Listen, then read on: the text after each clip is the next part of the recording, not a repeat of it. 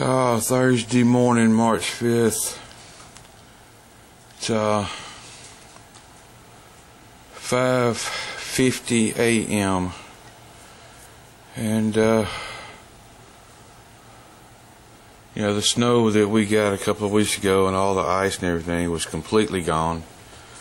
Everything melted completely off. It was up to 65 degrees. Sunny, almost t-shirt weather. Less 36 hours ago. And then this comes. Just open my door here. And this snow is built up on the patio, out on the deck, and up against the door.